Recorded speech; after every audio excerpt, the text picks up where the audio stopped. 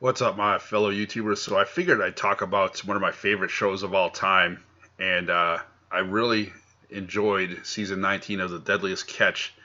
I just finished it not too long ago because there's other shows I was watching in between, but now I'm at the extras after that. But for the most part, um, it's the reason why they have new people here filling in is because the Harris brothers or the Harris Josh Harris got exposed for something that he did in the past.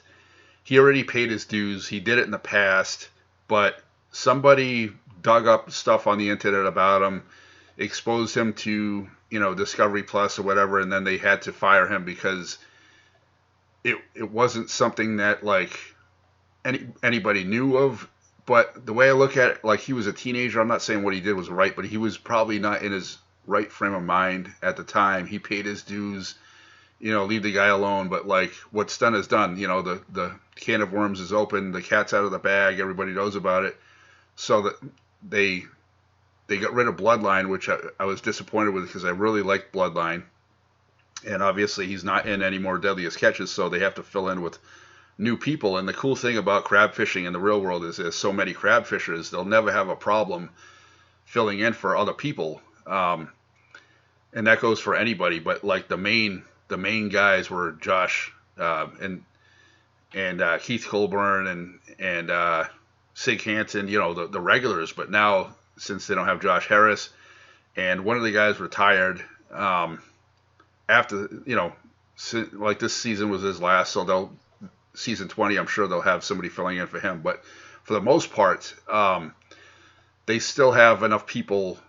The new people are I'm getting attached to them too. They're really doing good. There's a young female that's part of the bloodline of the other crab fishermen, and she actually by accident got into a boat accident and nicked the other boat, which I thought was kind of.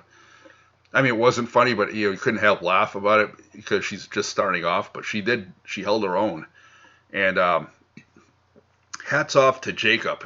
There's an African American guy that wants to be the first African American captain, and he started off rubbing Keith Colburn the wrong way. But if you look at the whole picture, I'm not saying that he wasn't being a dick, but he was standing up for himself. You know what I mean? You got Keith Colburn and Jake Anderson talking shit about him, and then he comes up and says, "Hey, you got a fucking problem with me? Here I am." And then Keith goes, "Oh, you don't talk to a captain that way." But I mean, he can hear them over the loudspeaker talking shit about him, and even the crew was saying at some point, like, "What is he trying? What are they trying to do? Turn us against him?" Like because he said you're no longer a I don't know, he's messing up with something. He goes, "That's it. You're demoted to this and that." And then he's like, "What's your problem?" And Keith ends up firing him. And Keith is still one of my favorite. The Wizard is awesome, and he's still one of my favorite fishermen of all time. Um, but I just think it was a personality conflict type of thing. Um, Not saying that Jacob wasn't being a dick either, but so he gets fired from Keith, and you're thinking, "Oh shit, he's done." That sucks. And he sings good. He reminds me of LL Cool J, only he's a singer, right? And all of a sudden, one of the new guys, like later on in the season, hires him, and here he is again, and he's like, I heard he's got an attitude, but I'm going to give him a chance." And there was a point where the guy said, "Look, quit having a fucking attitude," and they have to beep out the F's, this and that. But I don't know if there's a filter. There's like if you could watch it without the filter because they do swear a lot, and I was like, man, there's times when I want to hear it, but they're like beep beep beep.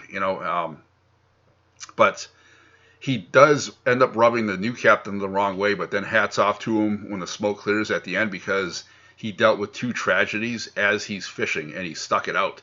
And the captain actually said, "Hey, you want to be a captain? Here, I'll show you how to do the string." And he actually lost the bet. Like Jacob actually did the string better than the other guy, and they lost the bet. So he had to get dunked. The captain had to get dunked, and Jacob won the bet.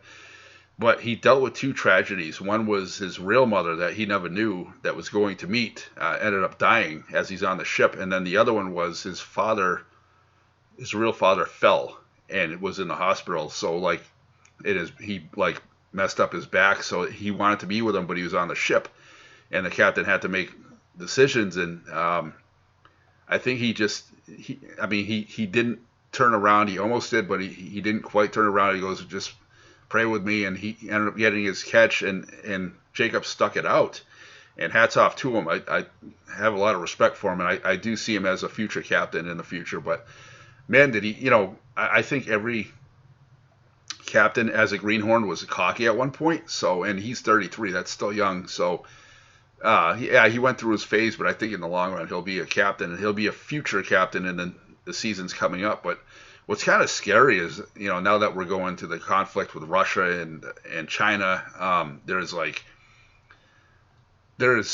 like these Chinese ships or even probably Russian ships that are fishing illegally, and they're called in the beginning to, if you see somebody illegally fishing, call them out, like alert the Coast Guard, and they actually see them. Like you could actually see them in the camera, like, hey, this is the Wizard, who are you? And they're not responding. So it's like, oh, that's an illegal fisherman, and they're avoiding them, and they're taking their spot, and they're like, no, you're not going to take our spot.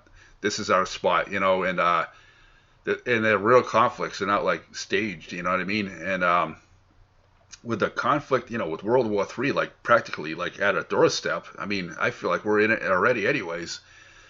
You have like the chance in the future of who's to say that Russian missiles won't try to fire at the ships and blow them up? It's kind of scary. But like, hats off to them for saying, screw you, this is America. We're not going to take your shit, right? So that's what makes the future seasons really interesting to watch.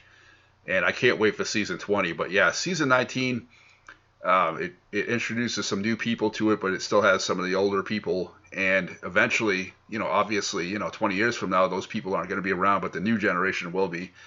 And as long as there's crab fishing, which there should be, and the population of crab is good, which it should be, they will have more seasons, right? So let me know if you like this season, what season is your favorite. It's hard to pick a favorite because there's so many people coming and going, but man, there was one time when Wild Bill told the guy off, and he says, get back in your motherfucking ship with you, motherfucking this and motherfucking that, and that just stands out for me as one of the classic moments of all my binge watching of The Deadliest Catch. I don't even think I've seen the earlier episodes yet, but now that I got Discovery Plus, they're there. But there's so many other shows that I want to watch, right? But this one definitely is worth watching. It's on Discovery Plus. I wouldn't bother buying it for $30 when you could just watch it on Discovery Plus, but that's just me. But I do own 12 seasons, so I mean, I am a collector. So, and I collected it before I actually got the Discovery app, and then once I got it, I said I don't really need any more than what I have, and that I can still watch it on Discovery Plus. So, but let me know what you think of it, and I like it personally. Let me know what your favorite shows are. All right, peace out, my fellow YouTubers.